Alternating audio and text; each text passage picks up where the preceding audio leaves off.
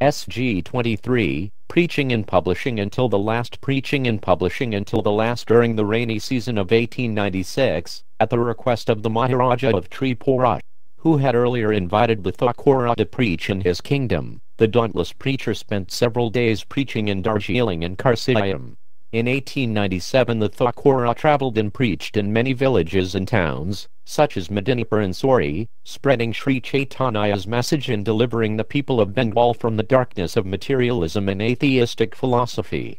The Thakura experienced great spiritual bliss and satisfaction in his preaching efforts, and 1897 also saw the publication of the 5th chapter of Brahma Samhita, published and edited by him, along with the original Sanskrit, Srila Jiva Goswami's Sanskrit commentary and Thakura Bhaktivinod's own Bengali introduction, Bengali prose translation and Bengali commentary called Prakashani. The Thakura's association with the famous Shishir Kumar Ghosh has been documented by Paramananda Vidayaratnam in a scholarly book called Vaishnavism in Bengal by Dr. Ramakanta Chakravarti. Shishir Kumar Ghosh, 1840–1911, was a famous journalist, the founder and editor of the Amrita Bazar Patrika and formerly of Brahmo, a follower of Ramohan Ray. He had great respect and reverence for Srila Bhaktivinod Thakura, having read some of his books, such as Sri Krishna Samhita. Being very attracted to the purity of the Thakura, he initiated a correspondence with him. He came to consider the Thakura to be on the level of the 6 Goswamis, and in fact, he once wrote to him, "I have not seen the 6 Goswamis of Vrindavana, but I consider you to be the 7th Goswami." He published a book about the life of Lord Chaitanya in English called Lord Gauranga or Salvat in for all in 1897. Being inspired by the Thakura's book Shri Chaitanya Mahaprabhu His Leela and Precepts, he wrote biographies of Lord Chaitanya's followers and published an edition of the Chaitanya Bhagavata. He also preached the glories of the holy name in the Calcutta area and many villages in Bengal, being inspired again by the Thakura's example. His Vaishnava journal, Sri Vishnu Priyayananda Vatsar Patrika, was published under the editorship of the Thakura on a fortnightly basis starting in 1890. Later it became a monthly.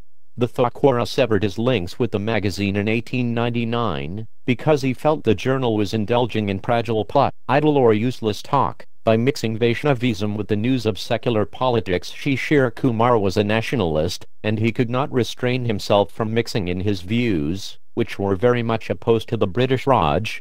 The Thakura, on the other hand, being firmly situated in transcendence, could understand the futility of such indulgences and understood that the pressing need in human society was God consciousness. Men were spiritually all brothers. The business of dividing into camps of friends and enemies on the basis of the bodily conception of life had little to do with the reality he was interested in communicating to the public. During the years of 1898 and 1899, the Thakura was fully absorbed in preaching, book publishing and bhajana.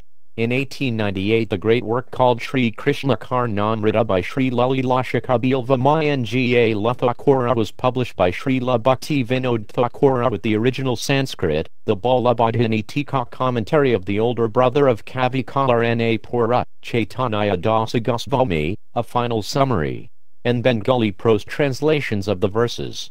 In the same year he wrote a commentary on the Upadeshamrita of Srila Rupa Goswami. He published an edition of Bhagavad Gita with the commentary of Sri Padma-Vacharya and Sri Goloka Mahatmayam, the second kanda of Sanatana Goswami's Brihad Bhagavatamritam, with the original Sanskrit, and his own Bengali translations of the verses. In 1899 the Sanskrit classic of Sri Lanarahari Sarakora called Sri Bhajanamrita was brought to light and translated into Bengali by the Thakura. And in the same year, the highly elevated 168-verse work called Sri Navadvipa Bhagavataranga, which describes the sights of Navadvipa from the point of view of a fully realized soul, was presented. These places are not described as geographical or historical entities of this world, but rather as Ishadayana or the transcendental garden of the Supreme Lord. In this work the Thakura revealed that his Swarupa, his spiritual identity, was Kamala Manjari, the eternal assistant of Unanga Manjari. In his Sri Sri Radhakrishna Ganadesha Deepika, Srila Rupa Goswami explains that Unangamanjari is one of the Varah, or supermost gopis, and sister to Shrimati Radharani.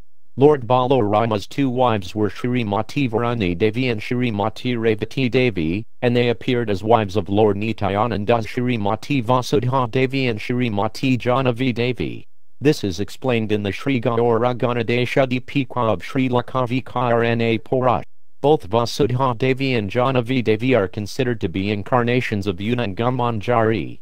This means that Srila Bhakti Vinod Thakura is the eternal assistant of the eternal consort of Lord Nityananda. Thus, it becomes clear why Gadruma Vipla, and particularly Shivananda Sukadakunja, where Lord Nityananda inaugurated his preaching in Bengal, the marketplace of the holy name, was the especially dear site of worship for Thakura Bhakti Vinod.